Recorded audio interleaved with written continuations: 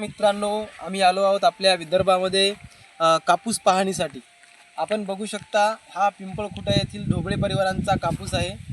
अतिशय कष्टाने आणि अतिशय मेहनतीने हा कापूस यांनी या ठिकाणी उभा केलेला आहे। या कापसाला आम्ही यांना विचारलं तर आतापर्यंत यांना 30,000 रुपये खर्च आलेला आहे। त्याच्यामध्ये खतं असतील किंवा 3 प्रकारच्या फवारण्या सुद्धा केलेल्या आहेत। तर आपण ज्या विदर्भामध्ये आपण ज्याला म्हणतो की पांढरं सोनं, तर हे पांढरं सोनं बघा किती मेहनतीने आणि किती कष्टानं पिकते। नुसतं म्हणणं पांढरं सोनं आहे, परंतु यांना भरपूर असे कष्ट लागतात। त्याला खत असेल, निंदण खर्च असेल, अशा अनेक खर्चातून यांना आता समोर जावं लागत आहे।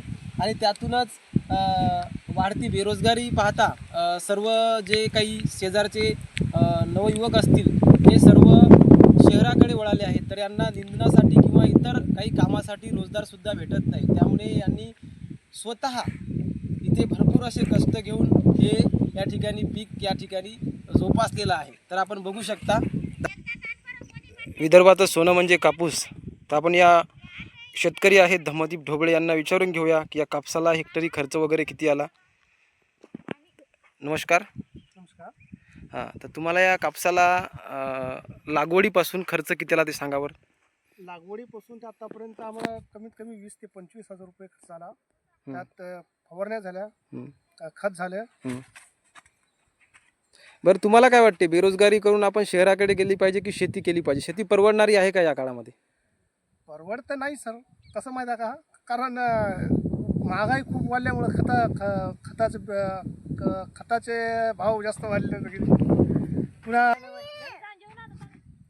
शेती ही परवडत नाही, पण शेती केल्याशिवाय पर्याय नाही सर। शेती करणं, कारण ह्या आमचा पहिल्यापासून व्यवसाय आहे शेती करणं। शहराकडे कसं आहे माहिती का, शहराकडे पैसा आहे पण तिकडे सुख नाही आहे तेवढं। राईट, बरोबर आहे। हे आपलं स्वतःचं कसं शेती म्हणजे स्वतःचा मालक आहे, कधी पण या कधी या।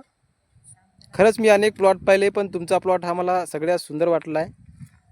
तर एवढा खर्च तुम्ही केला आणि आता खताचे भावसुद्धा वाढले म्हणता, पण जेव्हा आपल्या हातामध्ये हे कापूस येईल, ज्याला आपण विदर्भाचं पांढरं सोनं म्हणतो, पण तेव्हा खरंच त्याला जे तुम्हाला अपेक्षित जो भाव असतो तो भाव मिळतो का?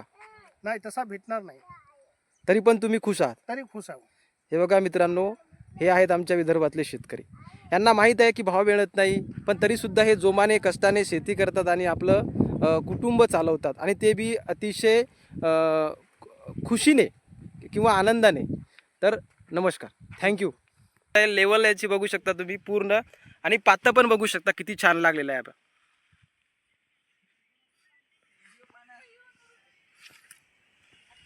आणि सगळं स्वच्छता आहे, कुठेही तुम्हाला खाली गवत दिसणार नाही। याच्यामध्ये तूर सुद्धा आहे।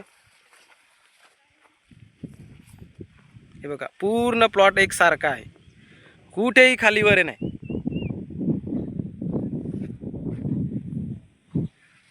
आणि या शेतकरी आहेत आपले, बघा कापूस बघा मित्रांनो, कापूस बघा। जे शेवटचं ते झाड दिसत आहे उंच, त्या झाडापर्यंत हा सगळा कापूस एकसारखा आहे सर्व।